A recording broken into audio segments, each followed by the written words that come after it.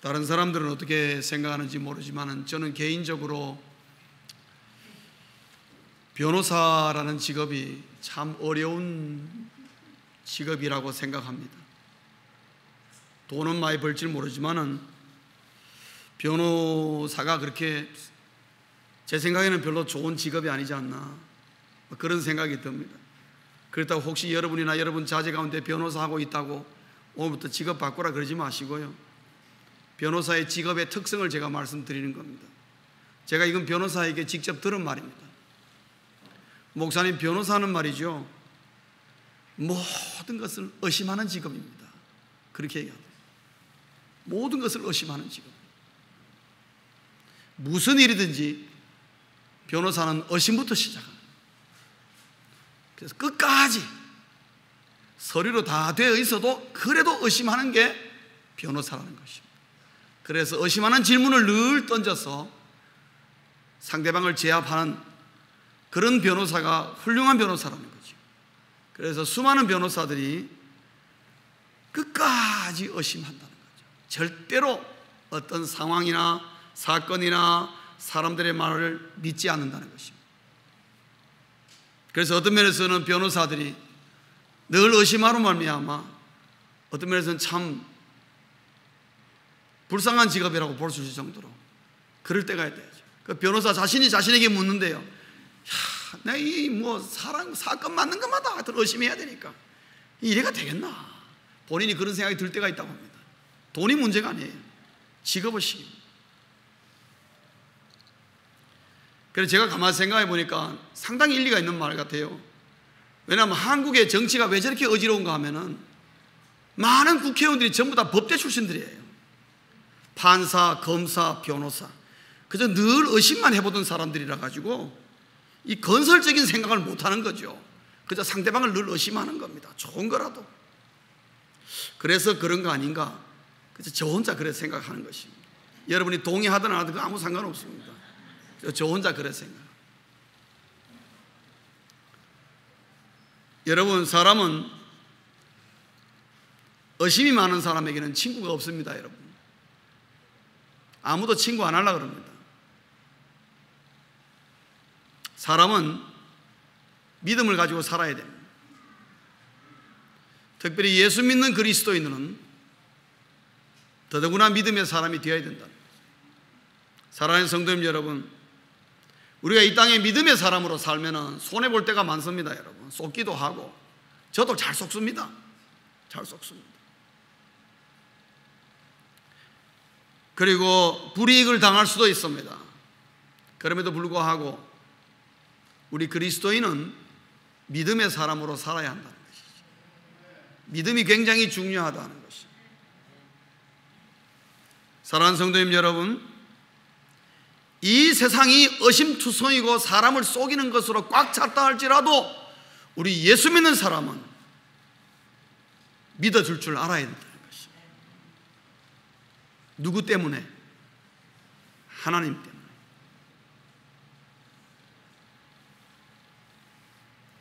오늘 우리가 읽은 본문을 보시면은 믿음이라는 게 얼마나 중요한가 하는 것을 우리에게 극명하게 보여주는 장면이 나옵니다.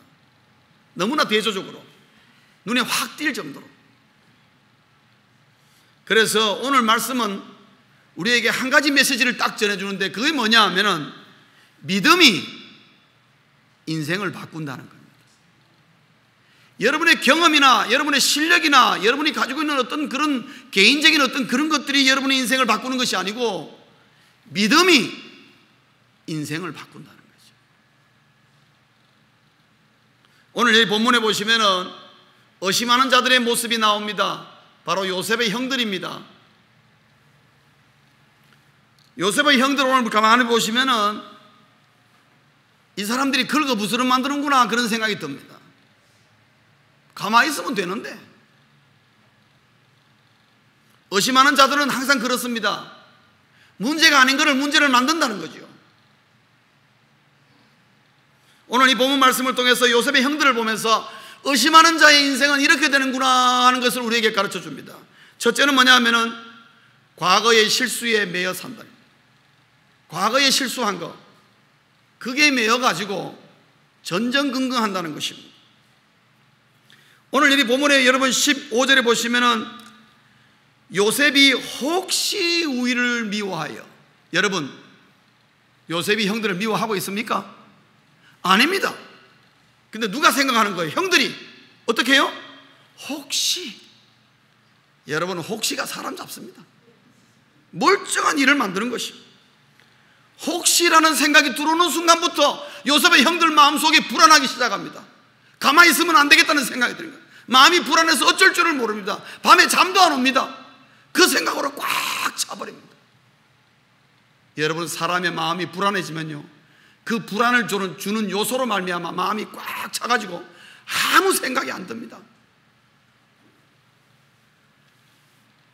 이미 지나간 과거인데, 벌써 수십 년이 지난 과거인데도 이 형들은 아직도 그 수십 년 지난 과거의 그 실수로부터 아직도 헤어나오지 못하고 있는 모습을 보며 또다시 들추고 또다시 들추고, 오늘도 창세기 마지막 부분에서도 또다시 들추어서 결국 자기들만 괴롭히는, 자신만 괴롭힌다. 자신만. 성도님 여러분 가운데 그런 분 계십니까? 과거의 실수에 매여가지고 심심하면 또 그 생각하면서 자기 자신은, 자기가 자기를 바가지 끓는 거예요. 막 계속 못하게 자학한다 그러죠. 여러분, 그렇게 하지 마십시오. 예수 믿는 사람은 과거에 실수한 거 잘못되었지요. 그러나 회개했으면은요, 하나님도 잊어버린다 그랬습니다. 그러면 나도 잊어버려야 돼요. 근데 수많은 사람들이 과거에 매여가지고 자꾸 자신을 괴롭히고 언제나 불안해가지고 그의 얼굴에 평안이 없습니다. 여러분, 그런 사람 보면 다 과거에 뭐 매여 있습니다. 오늘 이 시간에 예수 그리스도의 이름으로 과거에서 자유함을 누리시기를 주의 이름으로 축원합니다. 여러분이 과거에 어떠한 실수를 했든 간에 하나님 앞에 회개하십시오. 회개했습니까? 그러면 자유함을 누리라는 거예요. 거기에 매여 살지 마세요. 매여 사는 한 아무도 못 믿습니다. 여러분, 아무도 못 믿습니다. 누구의 말도 믿지 못합니다. 요셉은 벌써 오늘 여기 본문을 봐 이전에 벌써 자기 형들을 용서한다 그랬습니다. 걱정하지 마라 그랬습니다. 요셉이 분명히 얘기했습니다. 괜찮다고, 하나님이 우리를 이렇게 한 거라고 얘기했습니다. 그런데 형들은 아직도 그 요셉의 말을 믿지 못하고 있는 거죠. 그 이제는 아버지가 죽었으니까 분명히 이제 요셉 동생이 실력자니까 분명히 우리에게 이제 복수할 거다. 아무도 그런 말 한 적 없습니다. 어느 누구도 그들을 그렇게 생각하라고 환경과 여건을 만든 사람입니다. 자기들이 그렇게 생각하는 거죠. 그리고 어떻게 생각합니까? 틀림없이 그렇게 된다고 자기들이 결정까지 해버렸습니다. 그래서 가만히 있는 요셉을 찾아가가지고 우리를 다시 용서해달라니, 그것도 부족해가지고 가가지고 엎드려가지고 우리는 당신의 종입니다 그러고 형들이 가서 그런 짓을 하게 되는 것이에요. 그래서 늘 부정적이게 됩니다. 여러분, 과거에 매여 사는 사람은 부정적입니다. 항상 안 된다는 생각을 강적입니다. 왜? 옛날에 내가 이러다가 실수했다, 안 된다 이제. 지금 해도 안 된다. 여러분, 과거에 잘못되었도 오늘 다시 할 때에 잘 될 수도 얼마든지 있는 것입니다. 자유로워야 돼요. 과거의 실수에 매여 살면은요, 의심하는 자의 모습의 인생을 그 전체를 밟게 된다는 거죠. 불쌍한 사람이 따로 없습니다. 그런 사람이 불쌍한 것이죠. 두 번째, 의심하는 자의 인생은 현재에 대한 자신감이 없다라는 거죠. 현재에 대한 자신감이 없습니다. 요셉의 형들은 과거의 실수에 매여 살면서 오늘 주어진 삶에 대해서 아무런 자신감이 없습니다. 그래서 그들은 현실 앞에 비굴해지고요, 요셉이 실력이 갖고 있고 요셉이 권세를 갖고 있으니까 그 앞에 비굴하게 엎드리고 자기 아버지의 이름을 댑니다. 다 큰 어른들이 지금 자기의 자식을 보는 이 나이든 사람들이 이미 죽어 없어진 야곱, 자기 아버지의 이름을 빗대어 가지고 요셉을 찾아와 가지고 용서해달라고. 뭘 용서해달라는 거예요? 다 끝난 얘기입니다. 거기에 대해서 별로 그렇게 큰 반응이 없으니까 오늘 18절에 보면 찾아와서 요셉 앞에 엎드려 가지고 우리는 당신의 종입니다 하고 머리를 쓰며 어떻게 했는지 이 위기를 모면하고 어떻게 했는지 요셉이라 하여금 우리가 복수를 당하지 않을까 하고 머리를 쓰고 꾀를 쓰고 처세술을 동원하고 자기의 모든 방법들을 다 동원하는 것입니다. 그 모습을 보고 요셉이 어떻게 했지요? 울었다 그랬습니다. 울었어. 왜 울었을까요? 깝깝하니까. 여러분, 의심하는 자하고 얘기하면요, 얘기 안 통합니다. 너무너무 답답합니다.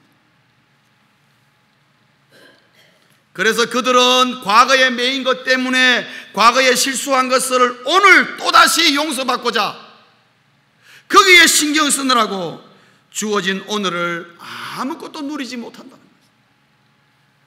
세 번째, 의심하는 자의 인생의 모습은 미래에 대한 꿈이 없다라는 것이죠. 비전이 없습니다. 아니, 오늘도 제대로 못하는데 뭐 내일 무슨 생각을 하겠습니까?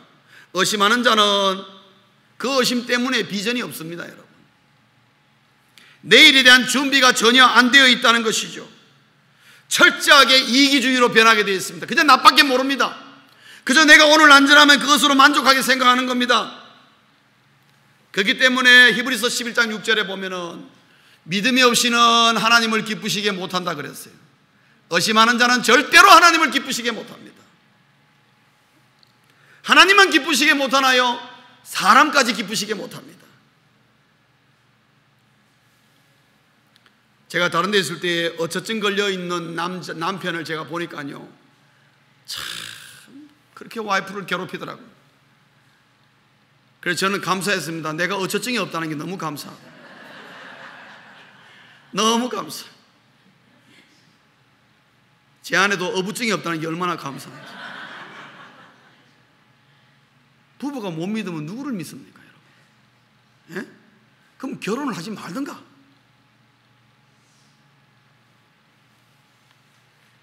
혹시 여러분은 어처증의 가능성이 있습니까? 절대로 결혼하지 마세요. 특별히 총각처녀 여러분, 절대로 결혼하지 마세요. 뭐 하려고 결혼해요? 그럼 밤낮 와이프 의심하고 다니고. 왜 그렇습니까? 그거는요, 가정을 불행하게 만듭니다, 여러분. 가정을 지옥으로 만들어버립니다. 의심하는 사람 한 사람 때문에. 우리 다 아는 내용 아닙니까? 하나님만 기쁘시게 못하는 게 아니고 우리의 관계, 친구, 우리 교회, 우리 셀그룹, 우리 열린 모임, 우리 가정, 내 남편, 내 자식에게까지도 기쁘게 못하는 것이 의심하는 자의 인생입니다. 예수 믿는 사람은 이것을 버려야 됩니다. 이거를 끼고 있으면요, 그 인생은 불행한 것입니다. 오늘 요셉의 형들 보십시오. 이렇게 애걸복걸합니다.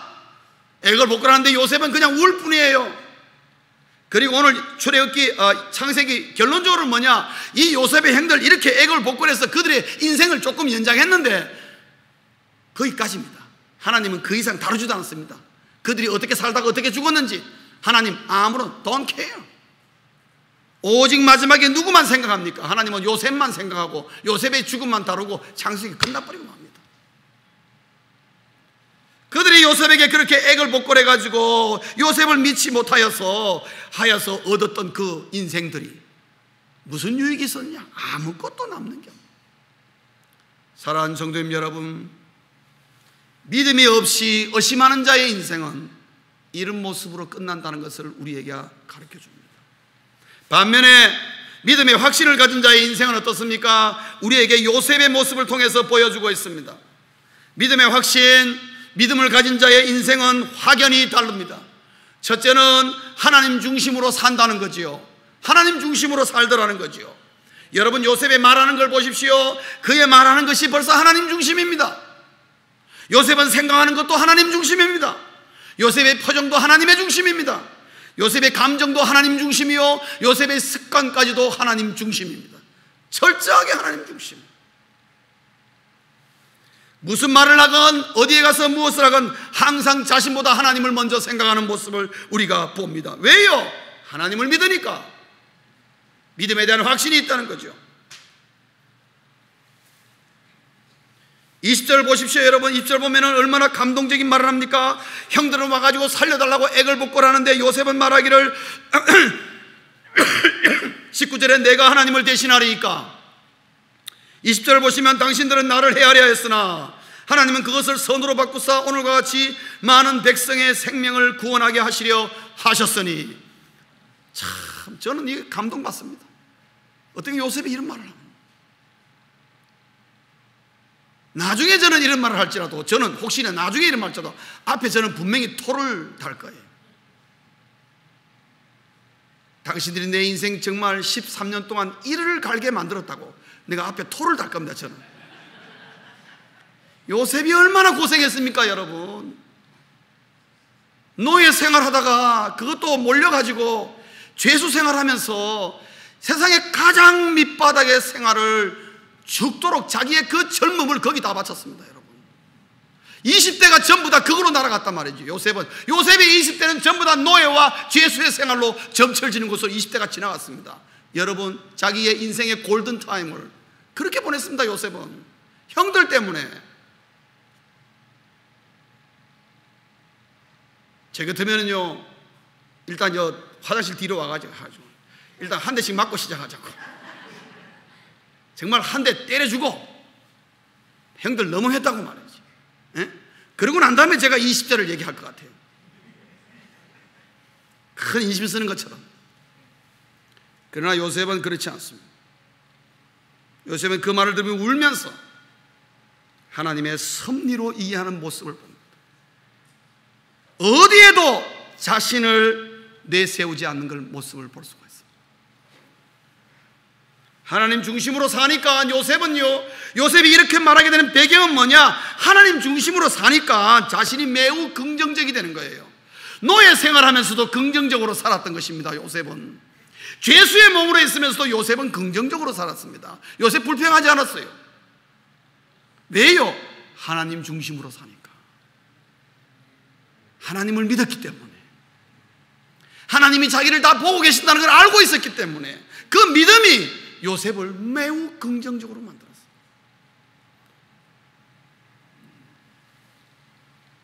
두 번째, 믿음을 확신 가진 자의 인생은 어떻습니까? 오늘을 기쁘게 살더라는 거죠. 오늘을 기쁘게 산다. 신나게 삽니다 여러분. 요셉 생의 삶에 대한 자신감이 있습니다. 자신감이 있습니다. 요셉이 당당하지 못한 부분이 어디 있습니까? 여기뿐이겠습니까? 요셉의 전 생애를 보십시오. 요셉은 노예 생활을 하거나 죄수 생활을 하거나 나중에 총리가 되었거나 마음이 똑같았습니다. 항상 감사하고 기쁘게 살았어요. 삶에 대한 자신감이 있었어요. 왜요? 하나님이 계시니까. 여러분 한번 따라 하시죠. 하나님이 계시니까. 하나님이 계시니까. 그 마음이 요셉은 어디에 가서도 비굴해지지 않았습니다.